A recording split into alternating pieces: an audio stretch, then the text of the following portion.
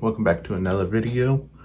Today I'm going to talk about my PTSD and how, in my story, and how it affected 19 years old.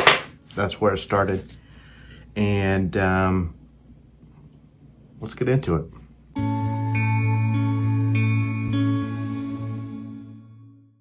So the year's 2014. So here's the storyline. This is going to be the storyline. 2014 happens. It's springtime. Finishing high school. 19 years old. The sun's coming out. About to enjoy the end of my high school years. And start life. And life did start prematurely at a young 19 years old. So here's the story. In summer of 2013, I got a job, a temp agency job here in my local town here in Indiana. And they put me on a 1 week assignment, or actually it was a 1 day assignment, I believe. 1 or 2 day assignment at a job that cut my fingers off. Thiesings was the name of it. Went there and they had me working on a dryer. So perfect example is they take a log. I've seen a log before. They cut it down into sheets like this, and then they put a chemical on them, and then they run them through the dryer so they can stay complete, they don't rip or whatever. So that was my first job at these things, catching those sheets, 1, 2, 3, whatever. So that was in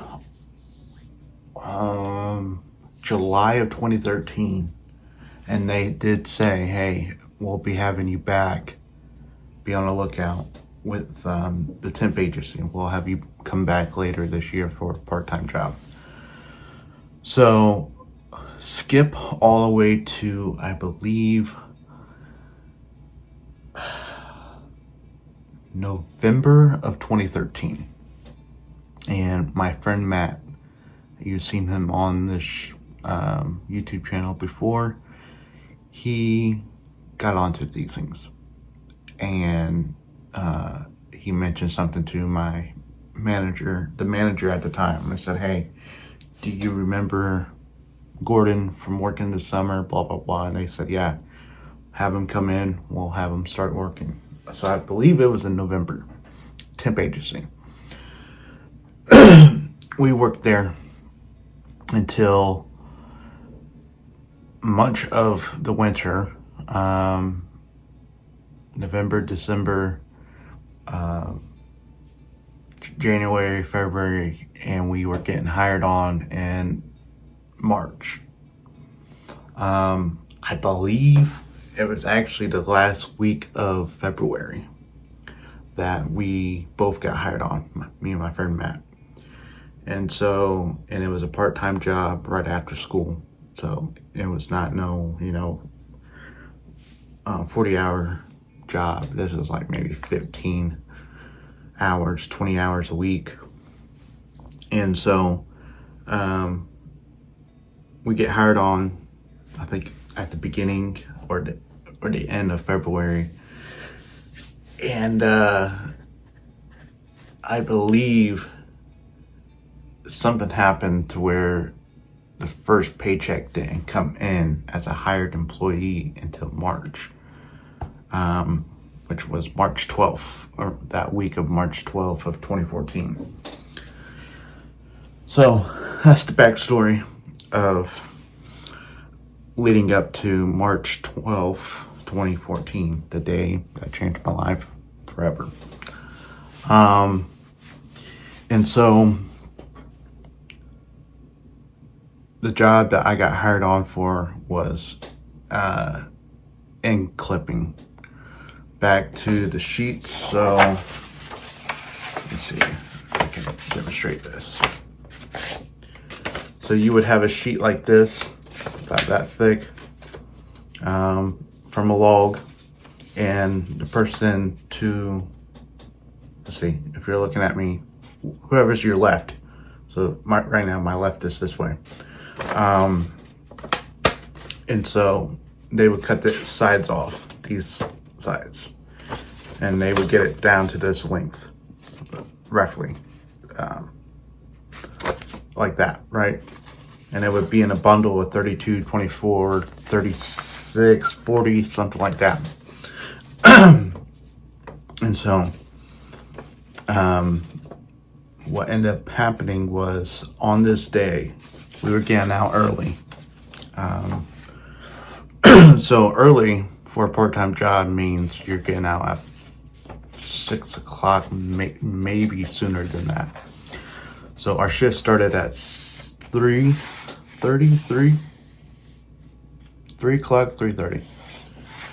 And so we were already in a rush to get done because there were so many orders to be done with the customer. The customer was there with us, making sure it was cut down to the length, sides were cut down. So, so we're kind of speeding a little bit, not going too fast. Well, what ended up happening, it happened an hour into the shift that we were supposed to get out early. The guy to my left, he took the bundles of sheets, so imagine there's like a lot of it right here. He took it, and there's some on each end of the sheets. So, perfect. Okay. So his job was to cut a line all the way down here with the blade. My job was to cut one side of the end here. So there was a chalk line on the top sheet. So he's sitting there throwing them down there. And a little bit of backstory. Me and my friend Matt got promoted from doing stacking these sheets of wood on a pallet to end cutting these, right? So we were still getting trained on them. And so my friend Matt, he was supposed to take my spot. I was still supposed to take his spot, but he wanted to work the computer. I didn't care. I guess I didn't really want to at the time. So I gave him the computer side. He did the last minute count, the last minute length, and all that stuff to send it down to the pallets where we just came from. So we were still in the process of training. And by the way, this is 10, 12 years ago. Everything's taken care of. So, and we're on good terms with the job. So, no heart. So that's probably what's going to be the comments. Oh, what did he do? What's going to happen? I'll probably talk about that later in another video. But, so cut. My job was to cut the first end of the sheet of wood. What ended up happening to my fingers is, I'm not really going to rip this apart, but the top sheet, like this, went flying up in the air, like straight up. Because the way the guy was side clipping the other side, he took it like this and flew it down the whole sheet. So the top sheet went flying up in the air. The rest, right, went flying underneath where the blade was at, which was not far in. So it was just a freak accident. That's all I gotta say. So I grab the top sheet and I literally take it like this.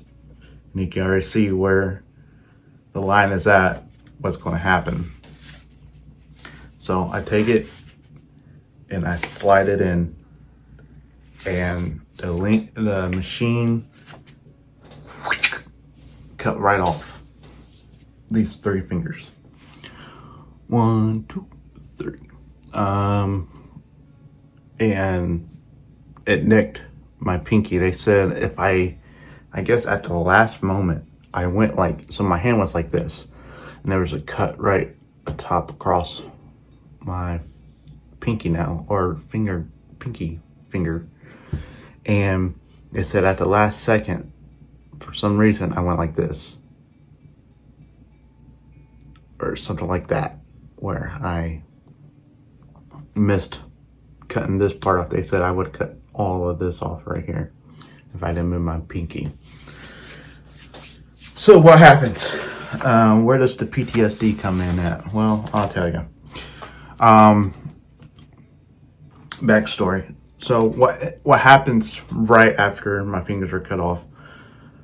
These 2 fingers get caught in the bottom of the conveyor belt. They're stuck there. This pinky, this ring finger, the tip of it is caught in between the top 2 conveyor belts that connect different pieces of scrap wood, basically bundles. And so so where does the PTSD? Obviously that's a dramatic thing. So what happened? I pulled up my shirt. I stopped the conveyor belt somehow. Everyone thought I was playing around because I'm 19 and you just joke around. So everyone thought I was just joking when I was holding my hand. And then I walked myself to the bathroom after showing my manager, like, he asked me, why did you stop? And sure enough, I showed him my fingers and he was looking inside, literally like this, inside my fingers like that. Wide open. He turned white as a ghost, called 911. I went to the bathroom. I hope he's doing all right. There's 2 Dans. Dan was the manager. He was the one that called 911 to get an ambulance there. Another Dan was the one that literally, the shock didn't happen until I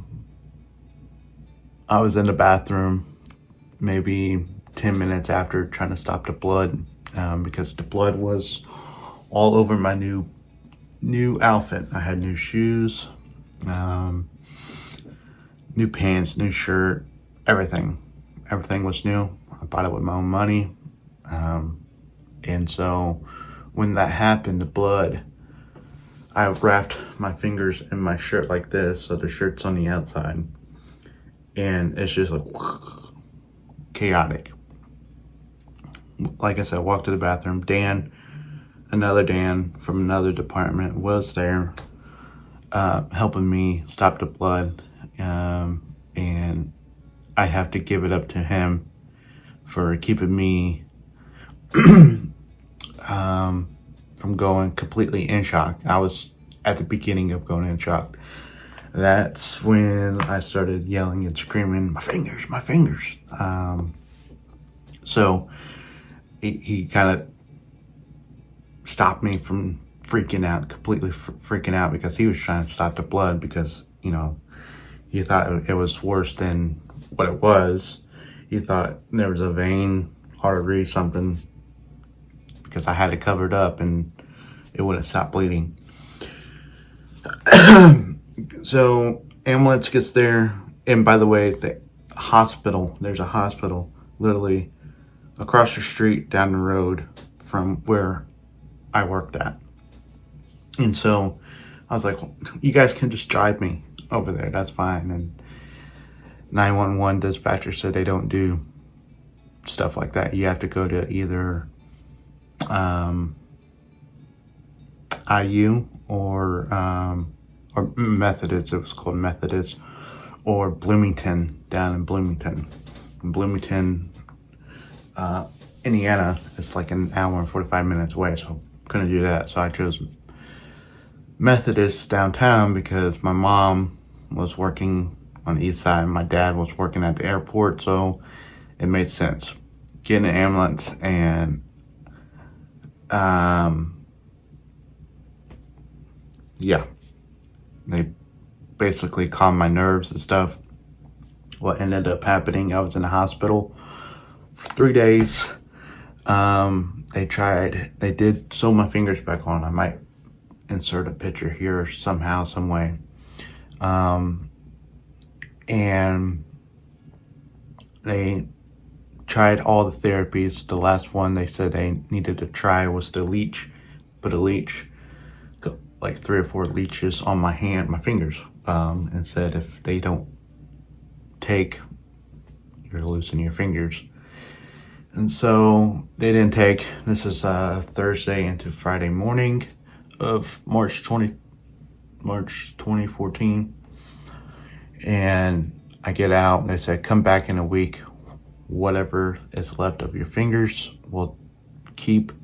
Whatever's not left of your fingers, we'll take off. And that's why you got these. Backstory. That's the backstory. Where does the PTSD comes in? Mental breakdown. This is a story I even talked to my therapist about, because I want people to know. I want people to know my history, and what happened. And telling that story of me even gets me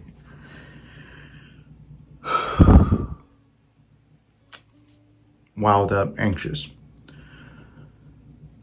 So 2020 happens, 2021 happens, and I fell into I started noticing my mental health not doing well due to me losing my fingers. I started noticing different things. One example is I grip things like this, right? I got my 2 grippers.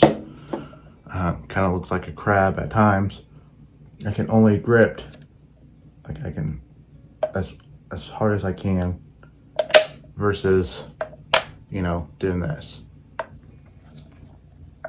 And I messed up my can, but you get the point. I noticed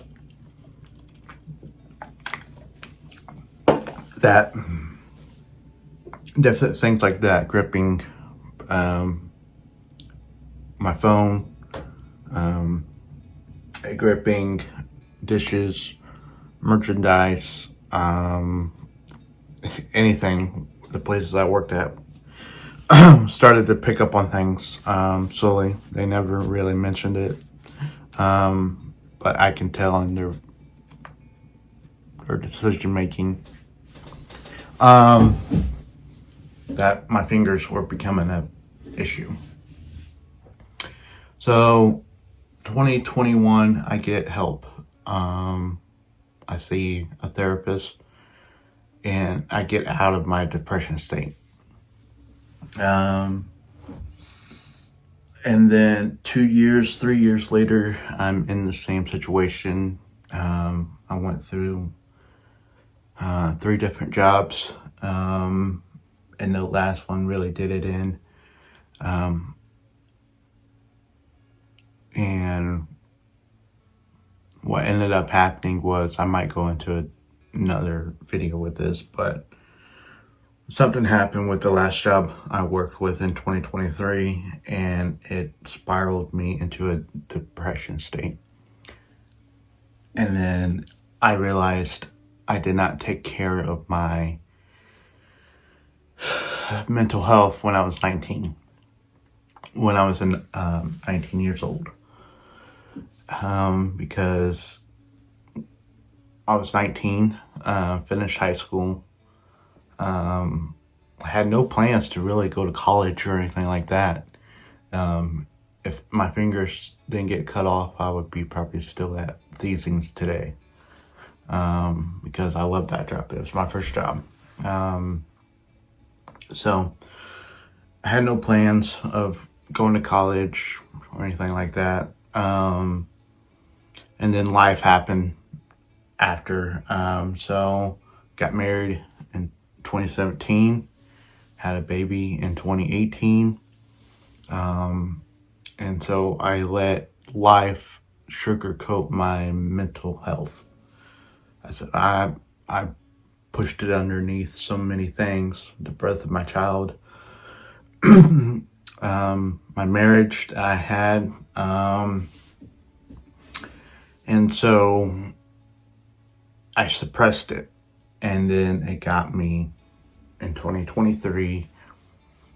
And so my PTSD is basically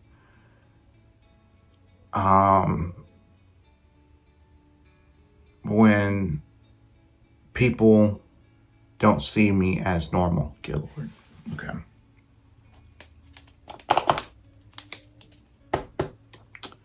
So I've always been a joker when it came to my fingers, and that was my way of coping, and that was another form of deflecting my trauma from what happened. People call me Stubbs. The nicknaming, it didn't matter. It doesn't bother me. But what does bother me is when a job, a person, start to question my abilities, basically. And I saw this in the last few jobs I just had. And so they started questioning my ability. And that's part of my PTSD, when I'm not looked at as just, okay, yeah, he has no fingers, but cool, but he can still do the job. Simple. Right? So yeah, that's my PTSD. I'm still living it right now. It's hard for me to talk about it in front of a camera like this, but I believe if people around me, even my people that's known me since the accident happened in 2014, I think they can benefit from this video of what PTSD looks like. For me, I do have flashbacks. I still do have nights where a dream that keeps reoccurring in my dreams is an overview of them taking me into the ambulance. It's an overview. And they're driving me to the hospital. And looking down, my face is blurry, but I know it's me. I'm panicking and stuff. And so I do have some flashbacks, some night terrors, phantom pains, or a killer. I don't like that feeling when I go like this, right? And I feel like a mention and stuff. I'll see if I can do it. So see if it's on. I don't know how to capture it. Maybe this way. No. Here, I'm trying to show you what it's like. So that's a fist. I can do that, but you see how it's just awkward right there. My grip is not there, and I think I'm gonna have some arthritis in it. I don't know. I'm not sure, but I feel like my hand, the middle of my hand, is all locked up like that all the time. But this is my story. And maybe in another video I will talk more about it, because I don't want to make it too long. But if you have PTSD of any sort of trauma, don't let it get suppressed. That's why I failed a lot of people. I failed myself, but the people around me, that I didn't take care of my mental health when I did. And, you know, this is middle of 2014. So it was hard. A lot of people didn't know what it was the start of mental health issues in the public view. So yeah, that is my PTSD story. I still am living with it. I meet every week with a therapist. And I still talk about it. I still talk about everyday life issues and stuff like that. But yeah, if you really enjoyed, let's end on a good note. If you really enjoyed this video, like and subscribe. Follow for more stories like this. And I'll definitely tell my story. A lot of stories. Have a lot of it. Appreciate it. See you on the next one.